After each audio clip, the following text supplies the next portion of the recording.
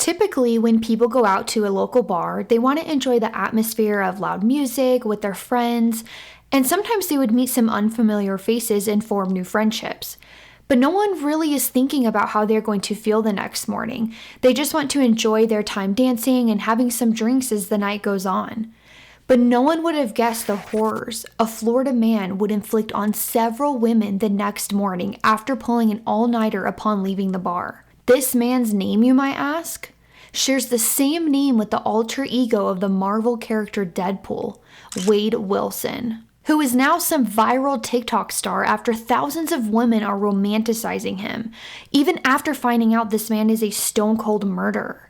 They find this type of thrill in fantasizing about being dominated by him, stating he might have done that to them, but he would never do that to me. But despite the thousands and even millions of other men out there, 4,000 women are sending this murderer fan mail while he is in jail, or at least attempting to, as all of them are getting flagged due to the inappropriate pictures found in them. This is the case of Wade Wilson.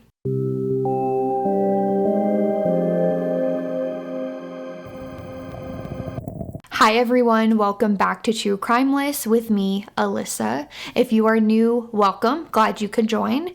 So I was actually going to wait to cover this case until after Wade Wilson's sentencing at the end of this month, August 27th of 2024, but I could not wait. We gotta talk about it, okay? But I mean, from what I'm researching, it seems as though there's two options that the judge would need to decide between. And in my opinion, either way, I believe justice will be served. And that's whether he rots in a prison cell or gets executed. But I really am just mind blown by the amount of people that obsess with these types of criminals. And I don't just mean like, oh, I'm interested in what they did and why. But no, I'm talking about the people that romantically obsess over them even after finding out what they did.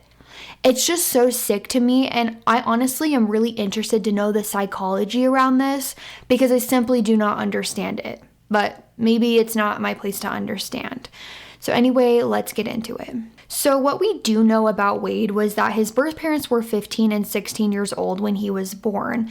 His birth mom struggled with mental illness and allegedly addiction, which led her to making a decision to put Wade up for adoption. This is when Steve and Candace Wilson, who went to church with Wade's biological mom, adopted him shortly after birth. Now, the Wilson family already had two daughters of their own, but once Wade was adopted, he was an active member of the family where he was cared and loved for. His adoptive parents had a nice house in the suburbs, drove expensive vehicles, but it wasn't just all material things that mattered to them. They had a loving hand for those in their family. Wade, who initially was a good kid at home and in school, would get good grades, play sports, and went to church with his family. But by the age of 13, Wade completely changed, almost as if it was a switch that went off overnight, where he went from this chill, relaxed kid to paranoid, withdrawn, and violent all the time. This led Wade to never wanting to leave his house, no longer wanting to socialize with friends and family. He even began to believe there was this outer world presence that was watching him and wanted to harm him and his family. As a result, Wade formed this Paranoid Protection Act where he would always make sure the window shades were closed and doors were locked. It got to the point where his mom started to become frustrated by how Wade was acting and would tell him over and over again to stop. But despite his mother's frustration, Wade continued on like this. There was an instance where he told his parents that there was a bomb in their garage and that it could go off at any second. And reasonably so, this completely freaked them out. So his dad called 911 because, well, what if there was a bomb in the garage? Turns out there indeed was no bomb in the garage. It was all in Wade's head, and now his parents started to worry about his behavior and would seek help for him, but unfortunately nothing really came from that.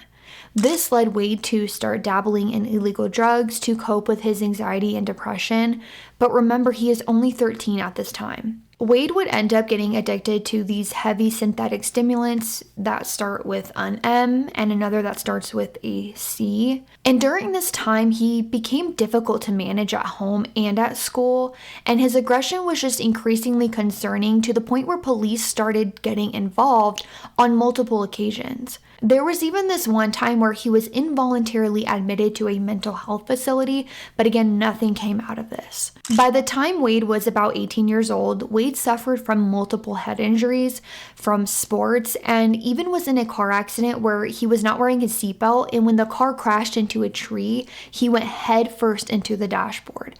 And this would happen again a couple years later where he would get into another car crash that resulted in a head injury. Now, Wade would also overdose on these narcotics to the point where he suffered from a serious seizure. So you can just imagine the damage all these incidents and the drug abuse would cause to such a young body, and ultimately Wade was left with a serious cognitive impairment. But despite his drug addiction and erratic behavior, he would go on to graduate from Lawton Chiles High School in Tallahassee, Florida in 2013. But shortly after graduating, he would turn to crime where he was arrested on several different occasions. I mean, so many times we could be here for hours just talking about the charges on his record. I mean, everything from fraud, child endangerment, SA, trespassing, burglary, and more. But one common theme with all these arrests was that Wade was never in jail all that long. And when he got out, he immediately went back to criminal acts.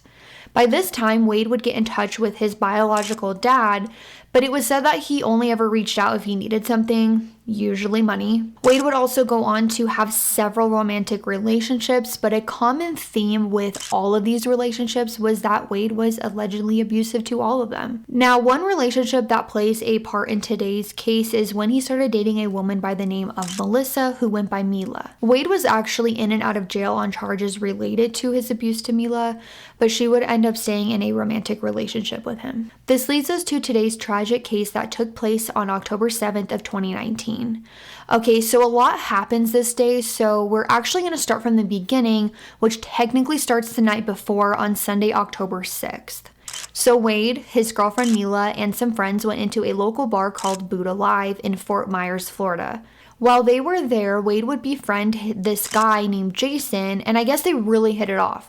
Wade was essentially acting like Jason was his BFF, which Mila thought was strange, but whatever, she shrugged it off. He also would run into a woman named Kristine and her friend Stephanie, and not knowing one another, Wade actually introduced himself as JR. After some time at the bar, Wade wanted to leave to go to Jason's house, his new best friend, but Mila did not want to. I mean, I don't blame her considering Wade just met the guy a few hours prior. This ultimately led to an argument between Wade and his girlfriend Mila, which resulted in Wade going outside to get something from Mila's car, or so he said. And when Mila went outside to essentially check on Wade, she saw her Dodge Hellcat leaving the parking lot. Now, even though she couldn't see Wade driving, Wade was nowhere to be found, and her car was leaving the bar. So can kind of put two and two together here, but I do need to note that her car was a manual transmission, and Wade did not know how to drive a manual car. So it kind of leaves this question of whether he was with someone. And in fact, he was.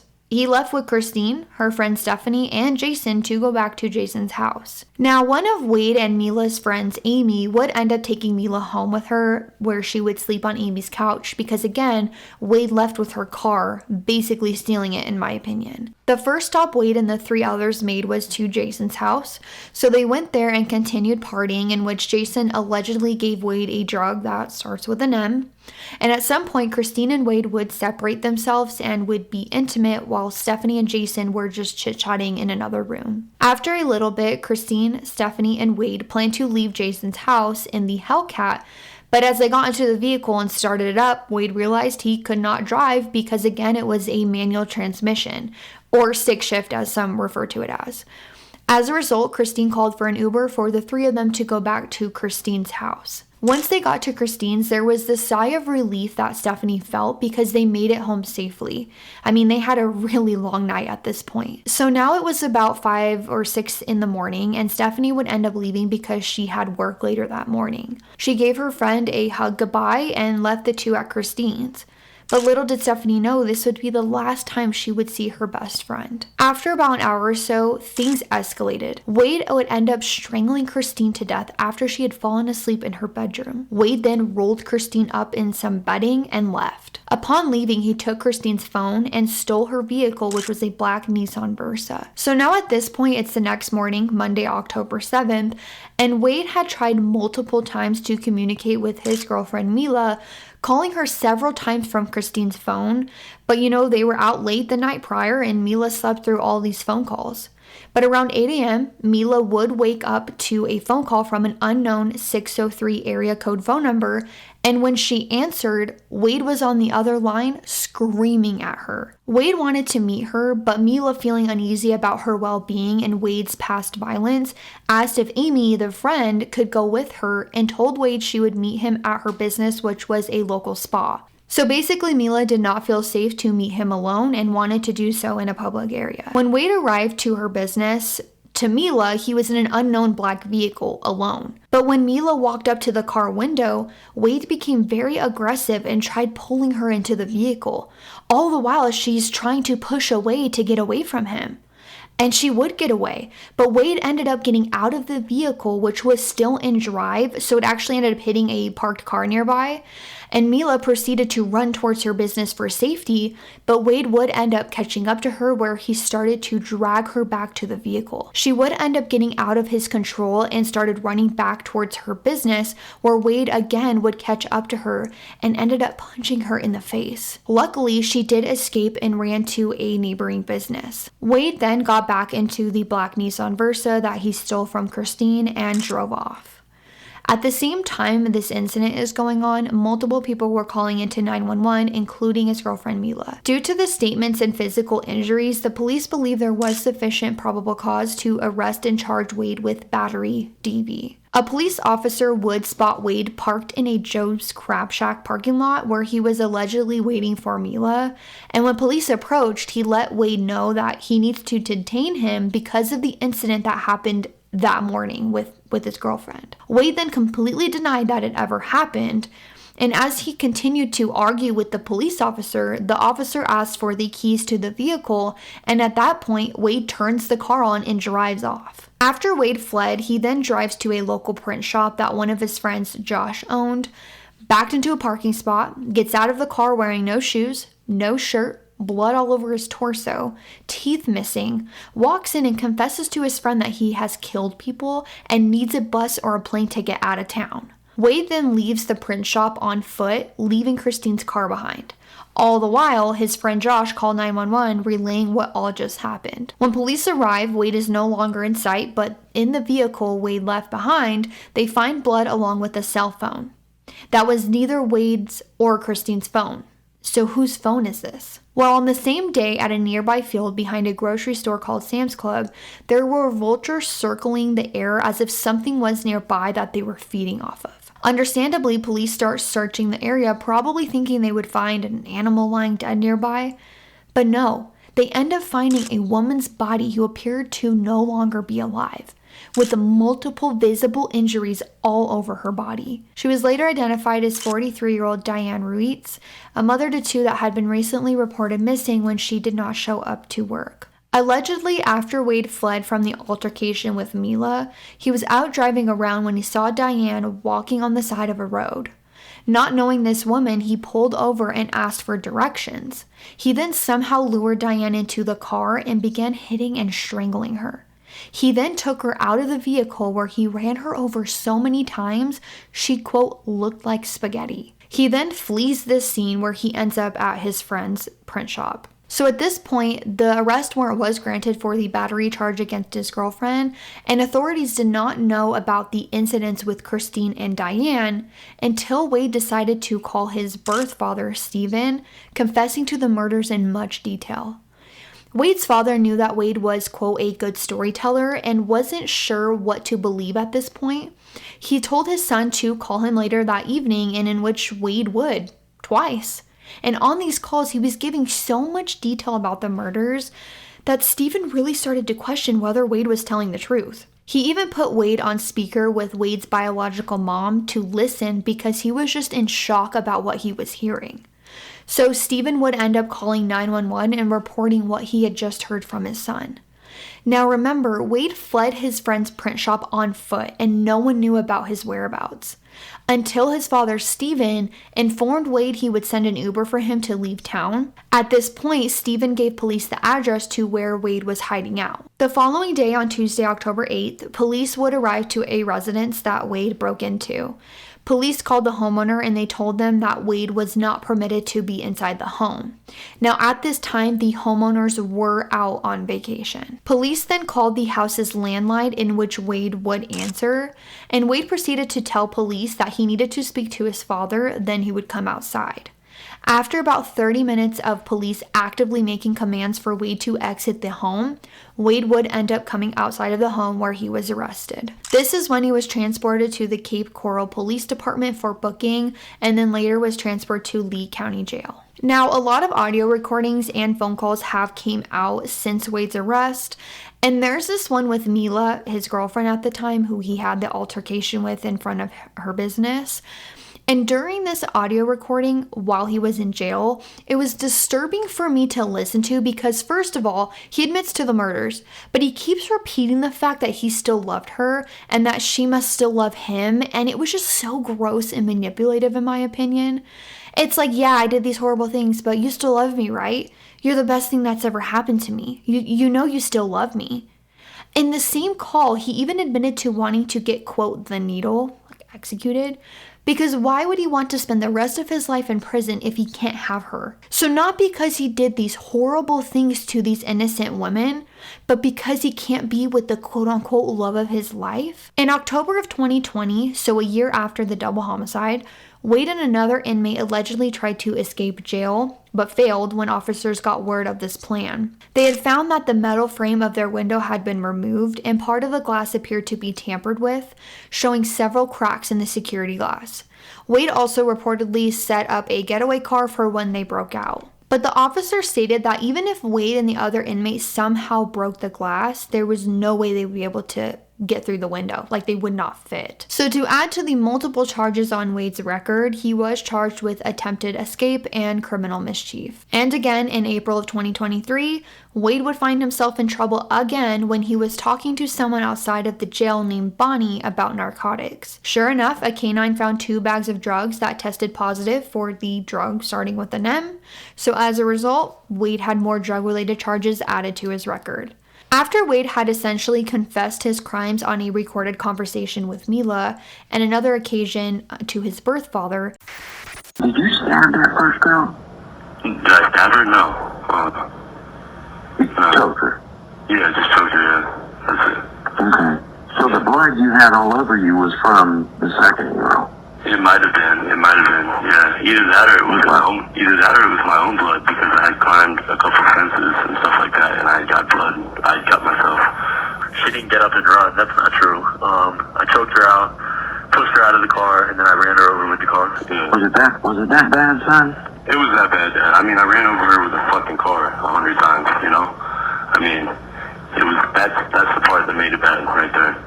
It wasn't bad until that happened, and then it got bad. Wade would end up pleading not guilty to the double homicide and recounted his story on what happened that night. The 2 major story changes was that when Wade left Kristine's house, he asked to borrow her phone and her car. And Kristine was alive when he left her house. But we can never ask her that now, can we?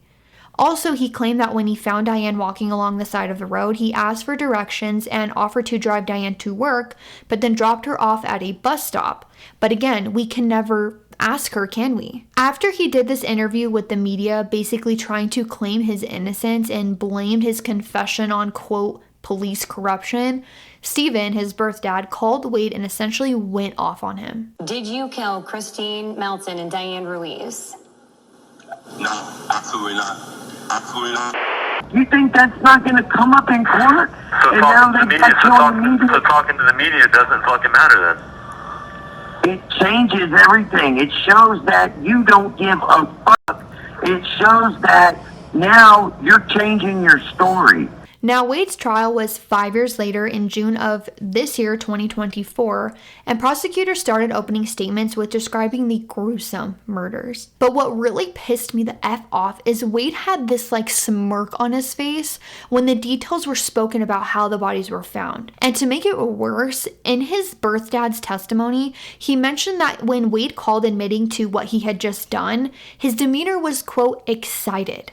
As he's telling you all these things, what's his demeanor as he's telling you?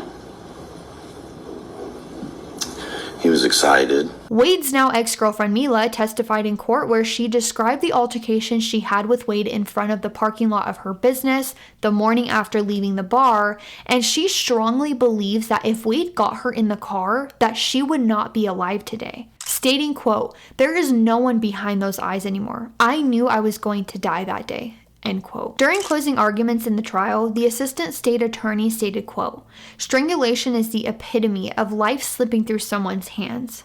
End quote. And I just thought this statement was so powerful and sad. This leads us to June 12th of 2024, where Wade was found guilty of 2 counts of first-degree murder, grand theft, burglary, and petty theft. During the penalty phase of the trial, majority of the jury did rise in favor of the death penalty for Wade. But at this point, it is up to the trial judge to impose the sentence, which is scheduled to occur at the end of this month on August 27th. Now, the sentencing has already been postponed as it was originally scheduled for July 23rd, but the defense submitted a motion for delay because of scheduling conflicts for expert mental health witnesses. So we will see if this new date will stick or get postponed again. So if the judge rules in favor of the death penalty, then Wade will join hundreds of others that are sitting on death row at Union Correction Institution in Florida. Also, on July 3rd of this year, Wade's team filed a motion asking for a new trial or acquittal of the murder and several other charges, but a ruling has not been made as of me filming this. So I think I have this question every time I cover a murder case of just why? Why would Wade kill these women? Well, according to Wade, it was, quote, "for the sake of killing." And allegedly, Wade told detectives in a jailhouse interview that he would do this again. This man has got to go. And if you weren't already pissed off at this man, after one of Diane's sons got off the stand after testifying in court, look at the way Wade watched him walk away. Absolutely no remorse. Now, at Wade's sentencing that is scheduled for the end of this month, his defense is expected to show evidence, hopefully sparing Wade of the death penalty, but we will see what comes out of it. Now, let's not forget that there were 2 lives lost here. 35-year-old Kristine Melton, who grew up in Illinois before moving to Cape Coral, Florida with her high school best friend, Stephanie. She was known to make everyone feel safe and understood, and Kristine was also a huge cat lover. I mean, her cat was so special to her where it was literally an extension of her family. And Diane, a mother to 2 who was engaged to get married. She was a bartender at the Moose Lodge in Cape Coral and never missed a shift in 5 years. I mean, that just really shows how hardworking she was. And she had this type of personality that had everyone's back, as if you could always count on her to be there for you. Both Kristine and Diane had so much life to live, and now they won't be able to because of the selfish acts of Wade Wilson. But let's not forget that Kristine and Diane's life, impact, and story matter.